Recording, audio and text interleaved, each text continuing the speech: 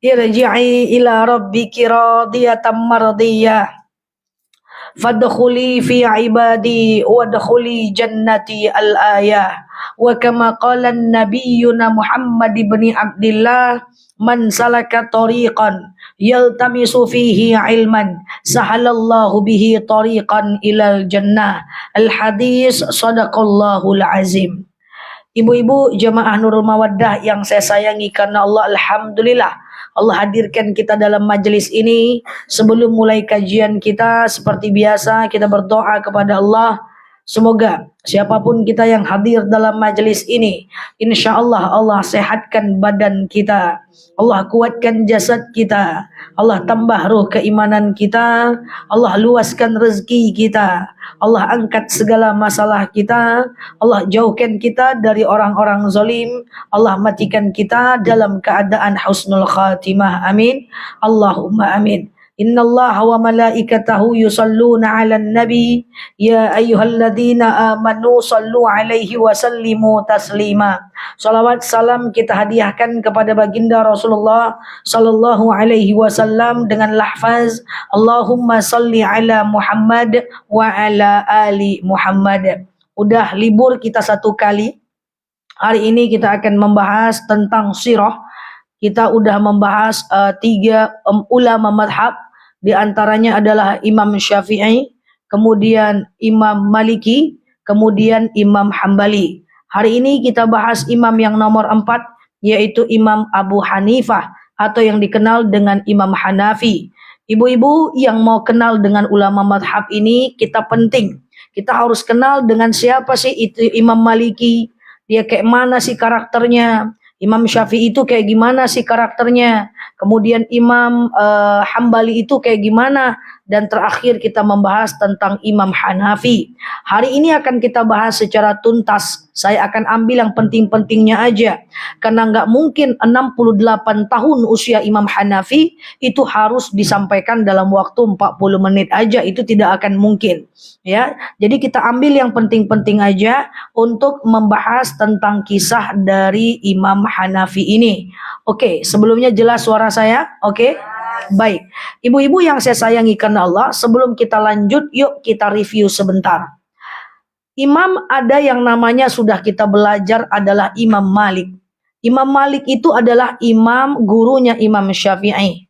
Imam Malik itu terkenal sebagai imam yang mapan, kaya raya, dihargai oleh pemerintah, besar kecilnya di kota Madinah. Gitu kan kemarin?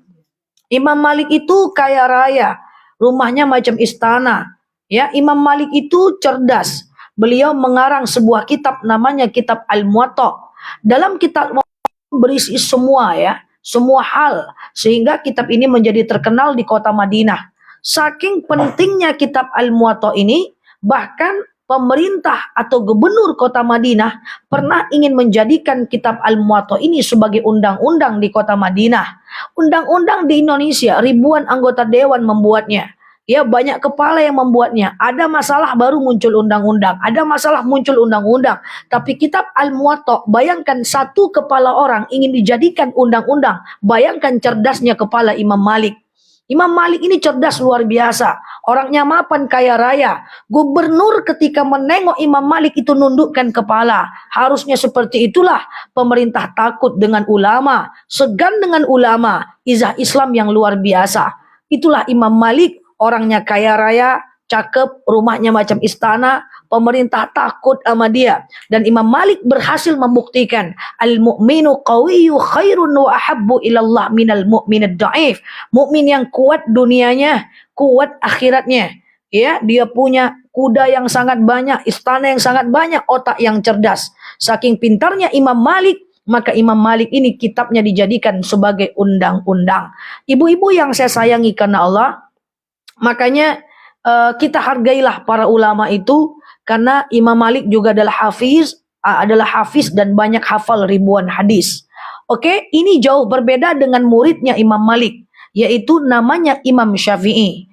Imam Syafi'i bukan imam yang harus ibu pakai, tapi kebetulan Imam Syafi'i ini adalah mazhab yang pertama kali di Indonesia, sehingga terkesan Indonesia bermazhab Syafi'i. Tapi apakah harus ibu bermazhab Syafi'i dan memaksakan orang lain bermazhab Syafi'i? Tidak boleh. Karena mazhab dikembalikan kepada pribadi kita. Nanti Imam Hanafi dia laris di Kazakhstan, Uzbekistan, di Mesir, kemudian di India, itu Imam Hanafi yang akan kita bahas. Sementara di Indonesia itu laris Imam Syafi'i, kemudian di Malaysia Imam Syafi'i, di Brunei rumpun Melayu itu Imam Syafi'i. Ya, sementara di negara Timur Tengah, Kazakhstan, Uzbekistan, Azerbaijan, kemudian India itu laris Imam Hanafi. Nah, sebelum saya lanjutkan, kenapa masing-masing negara ini punya dominasi ulama madhab? Di Indonesia didominasi oleh Syafi'i, ya, di Hanafi didominasi oleh Mesir, Kazakhstan, Uzbekistan, Azerbaijan, itu adalah mazhab Imam Hanafi. Kenapa? Tergantung dari siapa dakwah yang masuk ke negara itu. Paham nggak? Yang masuk pertama kali ke Indonesia adalah Wali Songo, ya, dengan banyak mengikut mazhab Syafi'i. Nanti di Mesir yang ikut lain lagi, ya, bahkan di Arab Saudi sekarang sudah dekat-dekat dengan mazhab Hanafi. Saya akan jelaskan bahwa mazhab Hanafi ini keren banget. Wah, sangat modern banget. Saya akan jelaskan nanti. Tapi kita review dulu. Setelah Imam Malik, ada muridnya Imam Malik. Siapa nama muridnya? Imam Syafi'i. Pertama kali masuk ke Indonesia sehingga terkesan Indonesia bermazhab Syafi'i. Tapi tidak boleh juga hanya mazhab Syafi'i yang disampaikan. Imam Syafi'i lahir di mana, ingat? Lah, lupa. Pulang saya lagi lupa. Lupa. Imam Syafi'i lahir di mana? Kok di Mekah? Ande. Saya udah sering loh jelaskan itu. Ya, Imam Syafi'i lahir di, ya, mirip-mirip itulah ya. Kemudian usia 2 tahun diajak oleh emaknya ke kota Mekah. Lalu kemudian dari Mekah, kemudian dia hafal Quran di usia 7 tahun. Ya, kemudian hafal kitab Al-Muwatta di usia 10 tahun. Kemudian kitab gurunya. Bayangkan, dia tahu isi kepala gurunya. Jadi kalau ibu macam-macam Imam Syafi'i, mau macam Imam Syafi'i, harus tahu isi kepala gurunya. Tapi kalau dulu pakai buku, sekarang pakai Bluetooth aja. Ya kan? Dan usia 15 tahun hafal 15.000 hadis. Nanti bayangkan Imam Syafi'i dengan Imam Hanafi, jauh beda ya. Nah, Imam Syafi'i, tapi Imam Syafi'i ini lain. Imam Syafi'i itu dia adalah madhab yang secara kepribadian sangat sederhana, sangat tawadhu, sangat rendah hati, karena memang lahir dari keluarga yang sangat sederhana. Jadi punya kasta yang berbeda dengan Imam Malik. Sungguh pun kasta Imam Syafi'i, ibaratnya dia tak terlalu mapan, tapi dia berani, tak segan belajar dengan Imam Malik.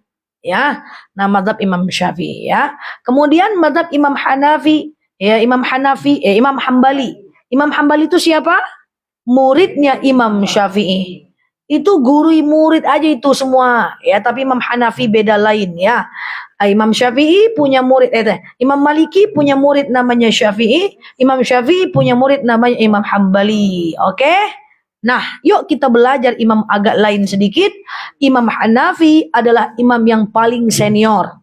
Baru setelah itu muncul Imam Malik, tapi Imam Malik muncul lagi Imam Syafi'i, dari Syafi'i lahirlah Imam Hambali. Tapi yang paling senior pertama kali ulama madhab atau yang membentuk madhab pertama kali itu adalah Imam Hanafi. Oke?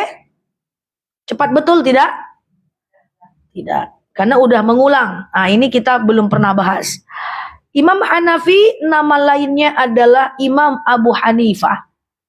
Nama lain Imam Abu Hanifah, Imam Hanafi.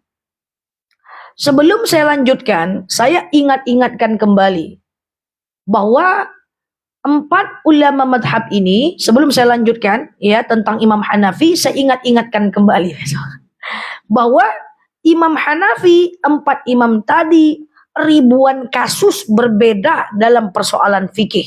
Ya, ini tidak bisa disatu-satukan. Makanya kemarin saya ceramah, hati-hati bulan Rajab dijalang berselisih paham, dilarang berdebat.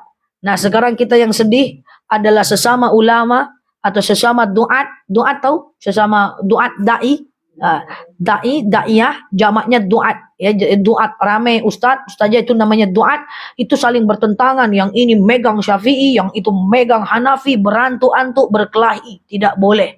Terlihatan kita jahil. Orang jahil adalah berantuk-antuk karena perbedaan mazhab, adalah berkelahi karena perbedaan mazhab. Sedangkan mereka guru dan murid, mereka berbeda, nggak ada masalah. Ibu punya perbedaan pendapat dengan saya, selagi dalam masalah fikih tidak ada masalah. Ada 4, wanita haid bilang tak boleh masuk masjid 7 langkah berdosa. Ada yang bilang boleh masuk asal tak menetes. Ada yang bilang boleh masuk musola, nggak boleh masuk masjid. Ada yang bilang boleh masuk asal tak boleh duduk. Berbeda, setiap ibu boleh berbeda. Bersentuhan ketika wudhu dengan suami, Imam Syafi'i bilang mutlak batal, baik muncul syahwat maupun tidak. Imam Hanafi bilang tidak batal, baik muncul syahwat ataupun tidak. Berbeda loh. Padahal Imam Syafi'i pernah ngomong secara jelas, kalau kalian ingin belajar fikih, belajarlah dengan Imam Hanafi. Faktanya berbeda juga. Paham maksudnya ini? Coba saya pelan-pelan ya. Tentang perbedaan mazhab. Bersentuhan wudhu dengan suami istri, Imam Syafi'i bilang mutlak batal, muncul syahwat maupun tidak.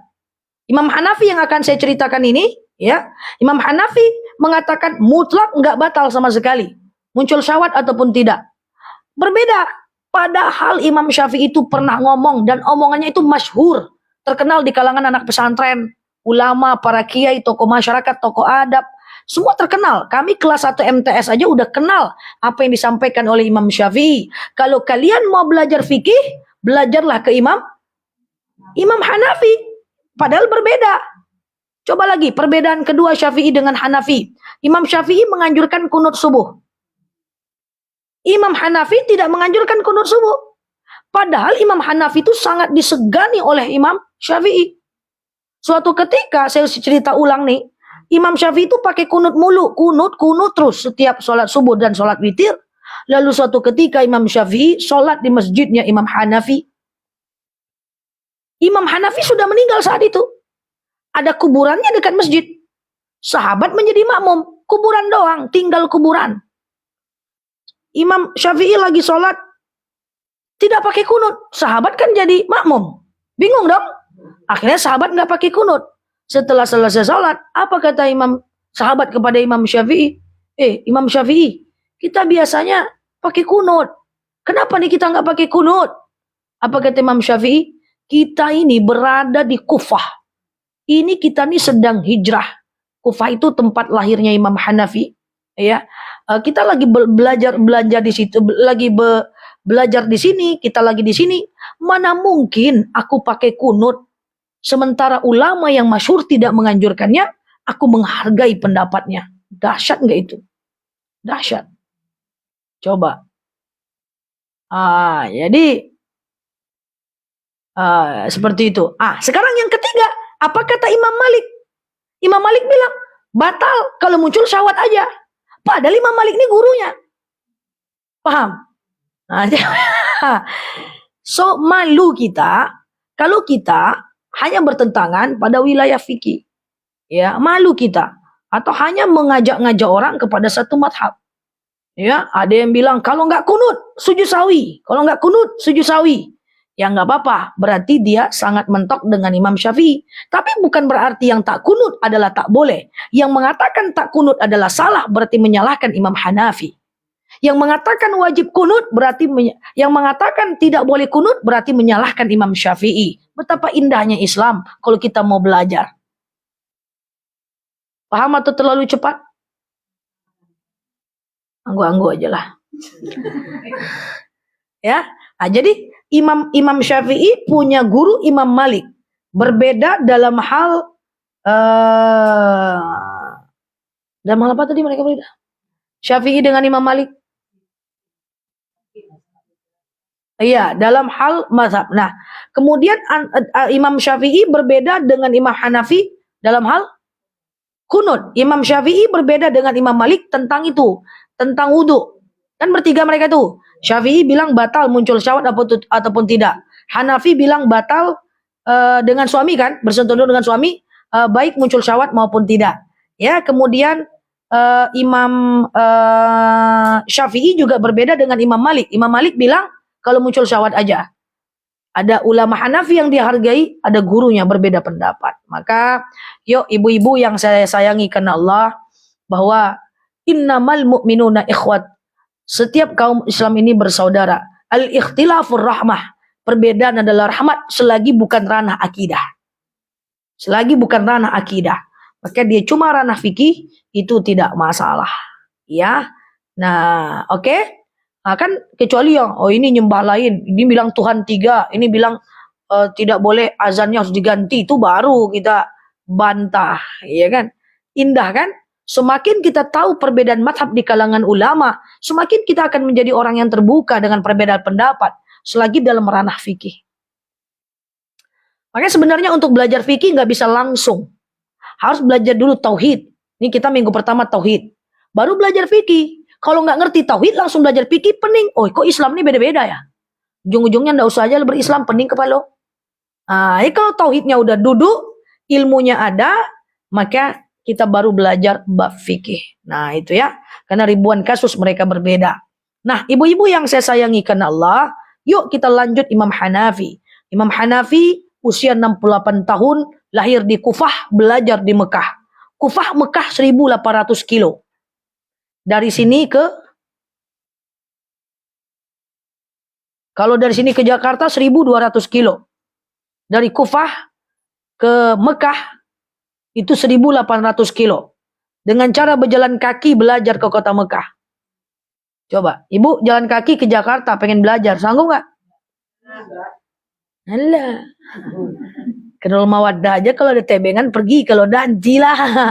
Tuh jalan kaki ya. Lahir di Kufah, belajar di Mekah. Nah, di usia 68 tahun, Imam Hanafi ini, tahu nggak ibu berapa total hadis yang beliau hafal? Total hadis yang beliau hafal selama hidupnya 600.000 hadis. Luar biasa. 600.000 hadis. Usia meninggal 68 tahun, hafal 600.000 hadis, belajar jalan kaki dari Kufah ke Mekah. Coba, ibu hafal berapa hadis? Sujud sawi sudah selesai? Sudah hafal? Ya. Itu Masya Allah ya, Masya Allah sekali. Memang orang-orang dulu tuh cepat dia menghafal. Masalah hidupnya tidak banyak. Kita masalah RT lah, RW lah, pemilu lah, apalah, serangan fajar lah, serangan siang lah, serangan hijau lah. Iya kan? Orang dulu nggak ada mikirin itu. Nggak mikirin orang yang nyindir-nyindir, nyondor-nyondor. Nggak ada mikirin, sehingga otaknya itu bersih untuk belajar. Coba bayangkan. Ya, orang dulu tuh fokus dia. Dan Imam Hanafi ini termasuk tabi'in, dia bukan sahabat. Tabi'in dari Rasulullah, bukan sahabat. Saya sudah sering jelaskan, apa beda sahabat dengan tabi'in? Sahabat adalah orang yang hidup pada masa Rasul dan bertemu dengan Rasul, itu sahabat. Kalau tabi'in adalah orang yang hidup pada masa Rasul tapi tak bertemu dengan Rasul, tapi masa sama. Iya. Hah? Nggak mau saya. Ulang pula. Cari sendiri enggak ya? Bahwa tabi'in adalah sahabat adalah orang yang hidup pada masa Rasul dan bertemu dengan Rasul. Itu sahabat. Kayak Bilal tuh ketemu Rasul, Umar ketemu Rasul, ya, Ali ketemu Rasul. Sahabat, orang yang hidup pada masa Rasul dan dia itu adalah bertemu dengan Rasul, ngikut Rasul, dekat dengan Rasul, bersentuhan dengan Rasul, walaupun sekali saja bertemu dengan Rasul, dia tetap dianggap sahabat Rasul.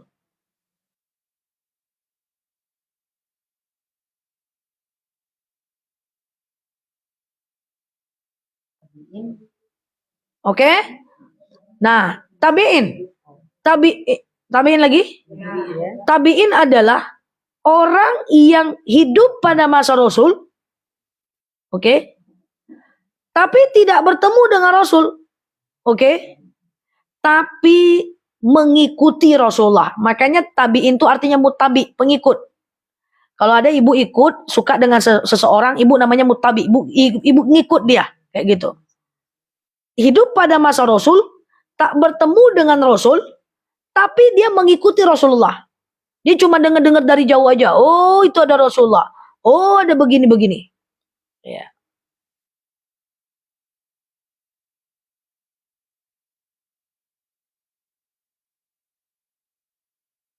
Saya ulang ya. Sahabat hidup pada masa Rasul, ketemu dengan Rasul, ngikutin Rasul. Tabi'in hidup pada masa Rasul, tidak bertemu dengan Rasul, tapi ngikutin Rasulullah. Nah, kalau mau tambahan ilmu, sekedar ilmu, nanti di bawah itu ada namanya tabi'inat tabi'at. Tabi'inat tabi'at. Ini nggak tahu nggak apa-apa. Adalah pengikut si tabi'in tadi. Nah, yang ngikutin si tabi'in tadi. Maka berarti murid-murid Imam Hanafi ada tabi'inat tabi'at. Karena ngikutin Imam Hanafi. Imam Hanafi kan tabi'in. Wah, ini payah ini. Tapi oke lah ya. Ilmu makin dicari, makin kita banyak tak paham. Ya, tapi nggak apa-apa. Makin kita ya merasa tak tahu ya. Tapi kan makanya kita. Jadi murid-murid Imam Hanafi adalah tabi'inat tabi'at. Udahlah, ya oke. Nah, Imam Hanafi ini hafal 600.000 hadis dan beliau ini terkenal dengan ilmu fikihnya. Sampai tadi Imam Syafi'i pernah berkata bahwa kalau kalian ingin belajar fikih, maka belajarlah dengan Imam Hanafi. Nah, ibu-ibu harus tahu bahwa Imam Hanafi ini adalah imam yang sangat modern. Dia dikenal sebagai ahlur ra'yi. Catat, itu penting. Imam Hanafi terkenal sebagai ahlur ra'yi. Catat, ahlur ra'yi. Ahlur ra'yi pakai hamzah. Nanti akan saya jelaskan. Ini paling penting ini. Ahlur ra'yi pakai hamzah. Ra'yi. R-A. Gimana ya? Udah lama pula awak tak nulis Latin. Nyontek lu, nyontek. Ahlur ra'yi, yi-nya pakai y. Ahlur ra'yi. Nah, ini mesti tahu nih, Imam Hanafi ini menolong kita dalam banyak hal. Ahlur ra'yi. Coba ibu-ibu, saya coba sederhanakan bahasanya menjadi bahasa manusia. Maksudnya Astagfirullah. Maksudnya bahasa bumi lah. Bahasa apa lah namanya itu? Gampang. Nah, biar nggak rooming, ya kan. Coba pelan-pelan dulu. Bahwa gini Bu, ada yang orang memahami hadis itu secara teks. Ada yang dikaitkan dengan perkembangan zaman. Sampai sini paham nggak? Ada teks, ada konteks. Tunggu dulu, kalau nggak paham nggak apa-apa, nanti saya kasih contoh. Ada teks, ada konteks. Ada teks, orang baca hadis langsung diunyel-unyel masukin, diamalkan. Tapi tengok dulu, itu hadis sesuai dengan perkembangan zaman. Nanti saya keroi, saya jelaskan dulu. Bu, hadis tuh ada dua Bu. Atau hukum Islam tuh ada dua Bu. Yang pertama ada namanya sawabit. Hukum Islam yang permanen gak boleh diubah sesuai dengan perubahan zaman. Permanen. Sholat 5 waktu. Tetap 5 sampai akhir zaman. Gak bisa ibu ubah. Kalau ibu ubah berdosa. Kerudung adalah wajib. Nutup aurat adalah wajib. Qot'i dalalah, qot'i subut. Wajib, gak bisa diubah. Ada juga ulama Indonesia merubah. Menganggap kerudung itu gak wajib. Pasti salah. Karena itu hadisnya atau hukumnya adalah permanen. Zakat 2,5%. Jangan diubah. Nggak bisa dong kalau baik 10%. Puasa Ramadan di bulan Ramadan aja. Rubahlah ke bulan Sya'ban. Biar lebih cepat sikit, iman lagi kuat. Nggak bisa. Jadi ada hukum-hukum itu yang permanen. Tapi ada hukum itu yang mutaghayyir. Yang bisa diubah sesuai dengan perubahan zaman. Oke? Saya ambil contoh sebelum ke si Ro'ye tadi. Hukum yang bisa diubah dengan perubahan zaman. Dulu wanita tak boleh ke masjid. Lebih baik wanita sholat dalam rumahnya, lebih baik dalam kamarnya, lebih baik dalam kamarnya yang kecil atau dalam mihrabnya. Perempuan kalau sholat harus sembunyi di rumah. Tapi itu hadis. Hadis itu jangan ditelan kayak gitu aja. Dia ada asbabul wurud hadis, sebab turunnya hadis. Apa sebabnya turun hadis itu? Oh, ternyata pada zaman Rasul waktu itu tidak aman. Banyak orang Yahudi yang mencari perempuan-perempuan. Banyak pelecehan kepada perempuan. Itu dulu. Sekarang gimana? Sekarang ada kaidah usul fiqh yang sering saya bacakan kepada ibu-ibu. Itu adalah mad in Imam Hanafi. Taghairul ahkam bitaghairi zaman wal makan. Ada kalanya hukum berubah kalau situasi berubah. Sekarang situasi sudah aman, maka perempuan lebih baik ke masjid. Itu made in Imam Hanafi. Nanti saya akan jelaskan tentang ro'i, biar lebih paham dulu. Dulu perempuan keluar rumah harus pakai mahram. Kalau keluar rumah harus sama suami, harus sama orang tua. Tidak boleh keluar rumah nggak pakai mahram, gitu kan? Bahkan dulu orang-orang umroh pakai mahram, harus pakai wali. Keluar rumah harus pakai suami. Ya asal jangan pakai mantan aja. Keluar rumah. Nah sekarang ibu pengajian sendiri. Kok ibu umroh sendiri? Kok ibu haji sendiri? Kan gitu persoalannya. Itu taghairul ahkam bitaghairi zaman wal makan. Itu hadis itu turun saat situasi tidak bagus. Saat situasi tidak aman, maka perempuan lebih baik dalam rumahnya kalau mau pergi ditemani oleh suaminya, ditemani oleh orang tuanya. Sekarang situasi aman, selagi aman boleh subuh ke masjid, selagi aman boleh kita umroh. Lah kan gak ada mahramnya. Saya udah pernah jelaskan, ada mahram karena nasab, itu adalah bapak. Ada mahram karena pernikahan, itu adalah suami. Ada mahram karena sesusuan, dan ada mahram karena sejenis kelamin. Ini perempuan nih mahram nih. Kita semua mahram ini. Ini kita semua mahram. Pergi umrah sendiri, tapi kan ada perempuan lain. Berarti itu mahram kita. Nah, mahram itu apa? Masih ingat? Adalah orang yang tidak bisa nikah dengan kita. Adalah orang yang boleh aurat kita buka. Kecuali pada bagian tertentu. Orang yang boleh satu atap sama kita. Dan orang yang boleh batal wudu, tidak batal wudu kalau bersentuhan dengan kita. Saya dengan bude, sesama perempuan tak boleh nikah. Saya dengan bude, satu atap yang sama boleh. Saya dengan bude, bersentuhan wudu tidak batal. Nah itu adalah mahram. Selagi di pesawat itu ada banyak perempuan, maka boleh keluar walaupun bukan mahram. Walaupun tidak menggunakan mahram. Selagi aman, mahram itu adalah perempuan kita. Dulu wanita nggak boleh ziarah kubur. Karena situasi tidak oke. Sekarang dibolehkan. Nah kita balik lagi ke apa itu ro'i. Ro'i itu adalah hukum Islam itu, hukum Islam boleh diubah teknisnya. Hukumnya tetap sama, teknisnya diubah. Akan saya jelaskan. Hukum Islamnya sama, teknisnya diubah. Nah, saya akan sampaikan beberapa pendapat Imam Hanafi yang dipakai oleh dunia, bahkan dipakai oleh Arab Saudi.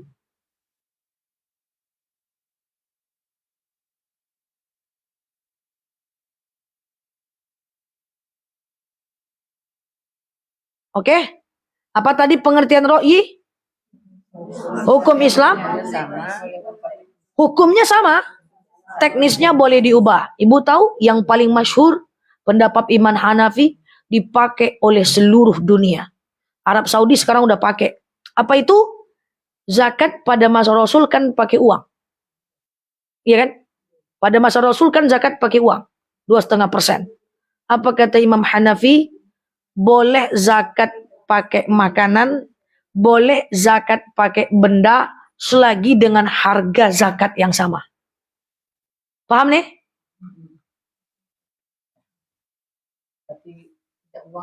Tidak boleh tidak uang, boleh pakai yang lain. Misalnya ibu tengok orang miskin. Ibu tengoklah orang miskin. Ibu misalnya punya zakat penghasilan. Dalam 10 juta ibu zakat 250.000. Dari zaman Rasulullah sampai ke Hanafi itu muncul, semua orang zakat pakai uang. Saya ulangi ya. Dari zaman Rasulullah sampai Imam Hanafi itu menjadi ulama madhab, semua orang zakat pakai uang. Oke? Cuman muncullah madhab Hanafi. Orang miskin itu, katanya gitu ya, Kalau dizakatkan dia pakai uang, misalnya gitu ya. Bisa jadi dia nggak beli barang yang penting. Ya, maka kita zakat pakai makanan pokok. Dan atau sebaliknya, yang zakat pakai makanan pokok boleh pakai uang. Contoh kalau Imam Hanafi sekarang tak ibu praktekkan madhabnya. Ibu kalau ke Bukit Tinggi, ya, jadi zakat tuh dalam bentuk apa aja boleh. Itu intinya kata Imam Hanafi. Yang penting jumlahnya sama. Kan sekarang masih ada orang-orang bertempat kayak gitu. Harus pakai makanan pokok kan ada kan? Harus pakai uang kan ada kan? Cobalah ibu pergi ke Bukit Tinggi itu, sawah banyak. Masa zakat pakai beras? Orang butuh duit untuk beli minyak. Jadi kalau di Bukit Tinggi, zakatlah. Kalian kata Imam Syafi'i pakai duit. Biar orang bisa beli minyaknya. Paham gak nih? Nah, banyak sawah-sawah. Ada juga yang tegas, pengikut Imam Mazhab Asy'ari yang sangat tegas, harus pakai makanan pokok. Enggak kayak gitu. Nah kita, kalau kita kasih makanan pokok, kalau kita kasih misalnya uang, nanti dia belikan baju anaknya. Nggak dibelinya beras loh. Ya udahlah, biar dia makan beras kebutuhan utama, kita kasih aja beras. Kan kadang-kadang ada orang ini dikasih duit, entah apa-apa yang dibelikannya kan. Dibelikannya keinginan, kumpulnya uang zakat dibelinya HP. Ada, banyak. Dikumpulnya uang zakat dibelinya HP, dikumpulnya uang zakat dibelinya gamis lebaran. Padahal dia orang miskin. Ini nauzubillah, ini cuma contoh. Maka Imam Hanafi bilang, kalian kasih dia makanan pokok. Bentuk makanan pokoknya apa? Sesuai dengan zaman kalian, sesuai dengan keadaan kalian. Apa? Kalau makanan pokok di Amerika burger, kasih boleh zakat burger. Indonesia beras, boleh beras. Ya boleh gandum, India boleh kasih gandum. Bayangkan dunia memakai mazhab Imam Hanafi dalam hal itu. Cerdas nggak? Oke? Nah itu ya. Dan kan sekarang dulunya Arab Saudi tidak seperti itu. Sekarang seperti itu. Ya ini dunia memakainya. Ini Masya Allah tabarakallah. Imam Hanafi ini paling senior, pintar. Lain-lain lah ulama madhabnya. Lain-lain karakternya. Yang kedua mau tahu? Bulan depan?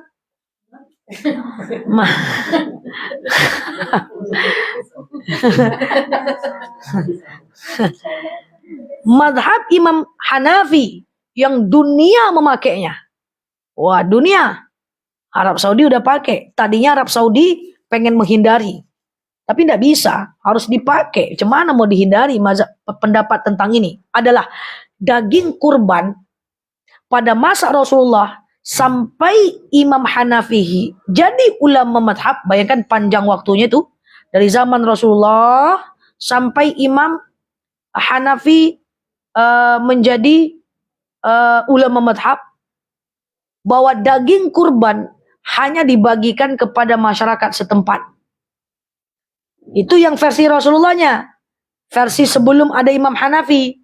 Jadi kurban di Mekah, daging kurbannya hanya untuk orang Mekah. Kurbannya di Madinah, daging kurbannya hanya untuk orang Madinah. Ibu di kurbannya di mana namanya? Al-Manar, maka hanya untuk RT itu dagingnya. Tak boleh ke RT lain. Itu sebelum Imam Hanafi muncul. Ya, ibu kurbannya di Bukit Tinggi, ibu harus untuk Bukit Tinggi aja. Nggak boleh ibu kirim ke saudara ibu daging kurban, ibu paket, nggak bisa.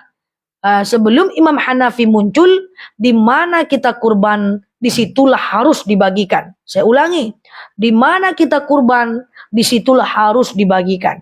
Di mana kita kurban, disuruh harus dibagikan. Muncullah Imam Hanafi dengan ahlur ra'yinya. Ya, walaupun namanya ulama kan berbeda pendapat ya. Ada yang mengatakan Imam Hanafi ini menyalahi sunnah. Ada yang mengatakan Imam Hanafi ini tak ikut Rasulullah. Ya, dia lebih modern cara berpikirnya. Tapi sekarang Imam Hanafi nggak kayak gitu ya. Dia bilang bahwa daging kurban boleh lintas daerah.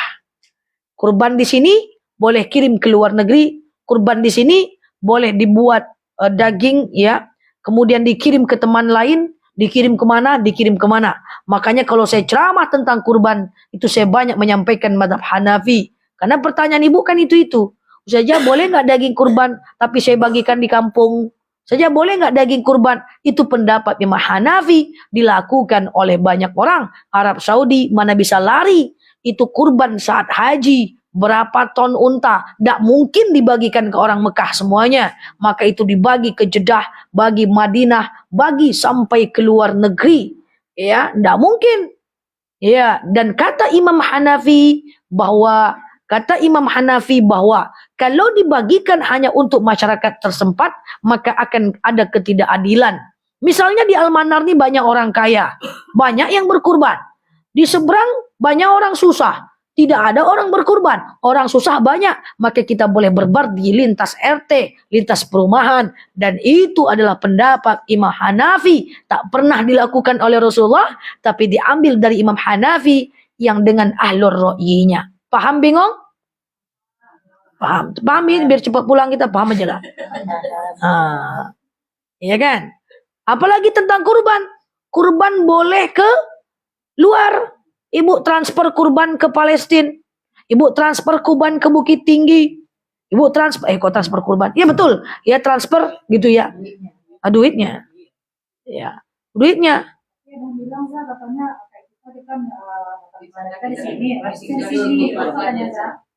Bagus atau tidaknya bukan berarti nggak boleh keluar gitu loh.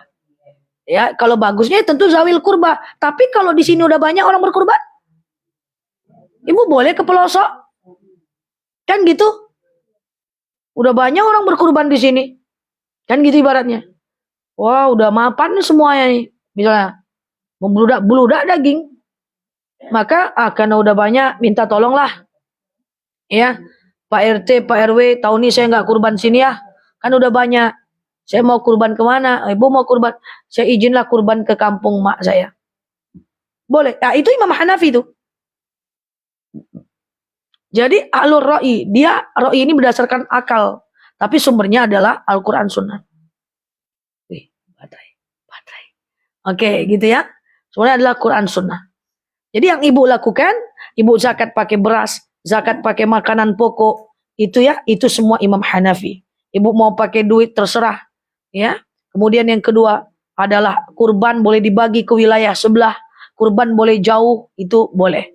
Karena ke waktu zaman Imam Hanafi itu situasi sangat berkembang. Dia dikenal sebagai ulama dunia pada masanya. Itu dunia Nah, sebagai penutup, kenapa sih Imam Hanafi itu dia sangat terkenal sebagai ahlur ra'i?